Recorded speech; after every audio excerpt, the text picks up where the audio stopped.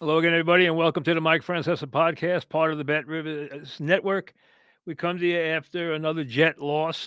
I'm sorry it took so long to get here, but I didn't know Aaron Glenn was going to wait a half hour to hit the podium. But I wanted to hear what he had to say, especially about the quarterback situation. Listen, I thought this was going to be a very tough game. Denver played very poorly offensively.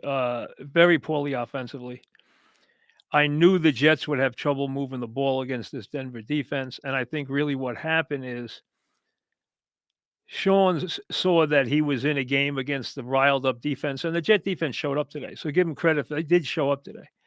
But he pulled in the oars. He's usually very aggressive. He usually gives his quarterback a lot of shots. He didn't today. He wanted to protect the football because he didn't think the Jets could beat him, and obviously they couldn't. Now, there's two ways to look at this game. One, the Jets are coming off a game where everybody thought they quit. Today they played a strong game defensively against a good team, not a good offensive team, but a good overall team, a very good defensive team. They played well special teams, and they played abysmally on offense. That it's a step in the right direction, marginal. The bottom line is where Aaron Glenn is missing the point, and I'm really missing the point.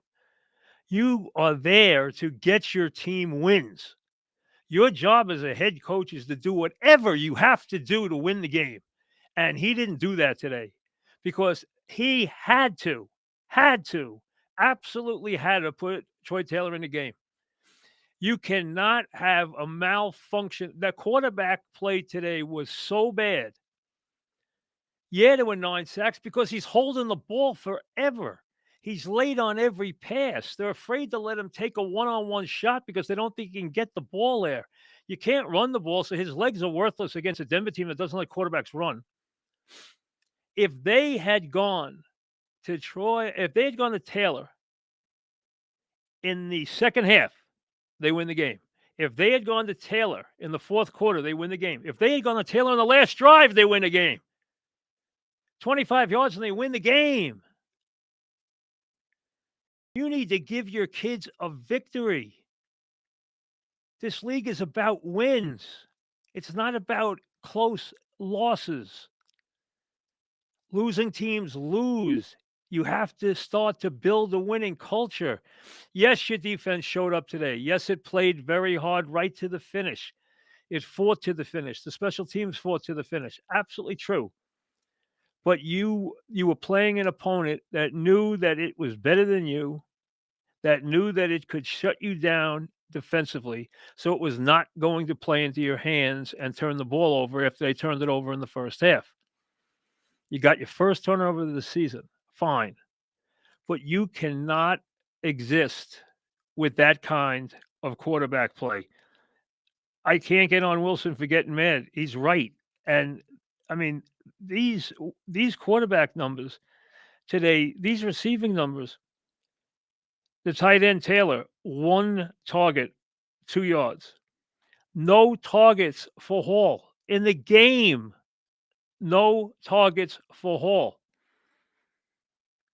They got the ball to Wilson 3 times and 8 targets for 13 yards because they got the ball to him late behind him. They almost got him killed a couple of times.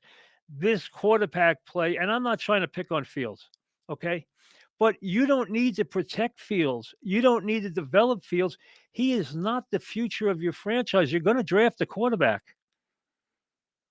He is a bridge starter. And what Glenn doesn't get and is so overlooked in this league so often is you can replace your starting quarterback with a veteran backup to try to win the game and then start your quarterback the next week. It doesn't mean he has to take total control of the position. Give him a chance to look over the field for 2 or 3 quarters. Heck, go back, do some history. Go back and see what they used to do with the Washington Redskins with Billy Kilmer. Okay? The bottom line is let a veteran quarterback look over the game for 2.5, 3 quarters, put him in the game and let him make a play. Win the game. When you got the ball back and you only need 25 yards to win the game and you have 2.5 minutes to do it, win the game. What the heck you think you're there for, Aaron? You're there to come up every week with, oh, we played hard. Oh, I thought improvement today. Oh, I did this, I did that. The way they attacked the game offensively was an embarrassment. They have nothing to lose. Nothing to lose. Why would you get the ball back with 3.5 minutes and play it like that in the first half? What are you afraid of? If you're that afraid of your quarterback, get him out of the game. If you don't think he can complete a pass or challenge a one-on-one, get him out of the game. And in the fourth quarter and in the second half of that game, you had to get him out of the game. Taylor's a good backup. He's a player. He's not a starting quarterback in this league. He's a guy who is a niche player, but he can play and he can win. And I'm telling you today, if they had put him in the game, they would have won. And I know after the game, Glenn thought talking about the quarterback future or who started next week, where are you going with your quarterback, was a ridiculous question. It's a ridiculous question because Taylor's not the future. No one's saying don't start Fields next week, but try to win the game. There's no reason you can't use both quarterbacks. Fields isn't good enough to be in there all the time. He is a lousy passer. He holds the ball too long. He has no idea about timing, and he's a bad passer. He's always been a bad passer. He's been in this league because of his legs. I had friends in Chicago when he came to the Jets said, hey, we live with him forever. He can't pass.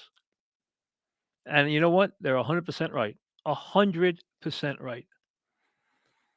You can't keep losing. And he's not your future anyway. He's not a guy you drafted number one. He's not a guy you got an investment in. He's a guy who's a bridge quarterback. You're not going to upset your 0-6 team if you take him out. You're not going to disrupt your locker room. Your locker room is going to be disrupted if you don't try to win the game. Glenn's got to learn how to be a head coach and learn fast. Right now, he doesn't understand. And his play calling and the offensive game planning and the play calling is so elementary, it's embarrassing. Absolutely embarrassing. So did you see some better things from them effort-wise? Yes. Did you see some better things from them defensively? Yes.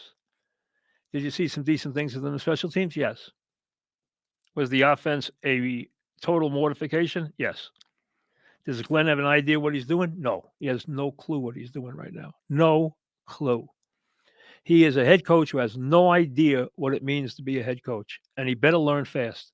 And he could talk about how the Lions were once 0-6. Well, you know what? They had Dan Campbell, and they had talent. And they went through some rough spots. And you know what? I don't understand that Jimmy Johnson got one win his first year, but he was building a team from nothing. This is not the same situation. You aren't building a team from nothing. You got a lot of players on that team from last year that could play. That team should have had a winning record last year if they were coached well. They weren't. They gave away 6 games. This is not you didn't get a team that was a one-win team. You didn't inherit a one-win roster. Don't act like you did, because that's nonsense. And if you want to throw every player out of there, well, go ahead. It'll take you longer to rebuild, and you'll be drafting a quarterback that someone else will be developing because you'll be gone. Because if you think you're going to go here and continue this for 2 years of, doing this nonsense and losing every game, it's not going to happen. No matter what your relationship is to the franchise. That's on thin ice. Right now, most Jet fans think you don't know what you're doing, and you don't. You're not building anything with Fields a quarterback. You're building nothing with Fields a quarterback. Absolutely nothing. There's no future in it. So try to win the game. Drives me absolutely mad. You know that? I mean, it's just so stupid. You wonder why guys like Sean Payton win. You wonder why certain coaches win because they understand what their job is. Perfect example. Dan Campbell was facing with a lot of rebuilding stuff this year. They're playing the Lions a big game tonight. Playing the Chiefs a big game tonight. They had to replace 6 coaches, 2 coordinators, a couple of offensive linemen off what was either the first or second best offensive line in the league last year. They lost key defensive guys. First week they go to Green Bay and get walloped. They weren't ready. Everyone's like, "Oh, watch the Lions are dead." Look what they've done the last 4 weeks. That's coaching. Look what Sean has done since he went to Denver. That's coaching.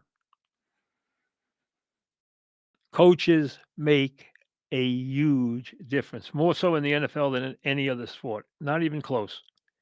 And to understand what it means to be a head coach in this league, to understand what your job is, and to grasp the entire team, the concept that you are in charge of not the defense. You aren't trying to make things look good. You are trying to win games. And when you go into the half, you go in there and you say, I have to figure out a way to win this game. What's my best chance to win this game? And if your brain trust didn't get together and say, we make a quarterback change, we can win this game, then you know what? You need to get new coaches. Sign up for the free Mike Francesa newsletter. You'll get exclusive content, contests, offers. Go to Mike Francesa podcast and sign up. And remember, it's free.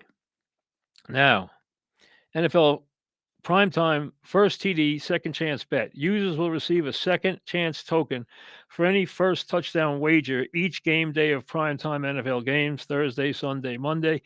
In the event of 2 primetime games on a given day, the token will be valid for either game. So check that out. Another new wrinkle from Bet Rivers. Check out everything that you need, all your betting needs, all your information, everything else, all the fun that you get from the Bet Rivers app. Now, I'm not trying to pick on Aaron Glenn. I told you, he's a first-year coach. You want to give him space. You want to give him a chance to grow. But this is hideous what I watched today. Hideous. Someone in the room has to have a better idea. And if you don't, the losing's going to continue. I mean, they play the Panthers next week. Then they play the Bengals. They're playing games they can win. Then they play the Browns. I mean, that schedule was made to order, and they can't win against that schedule. Aaron, you got to be better. You got to be better. That's your job. Do it. We'll see you tonight after a very good Detroit Kansas City game.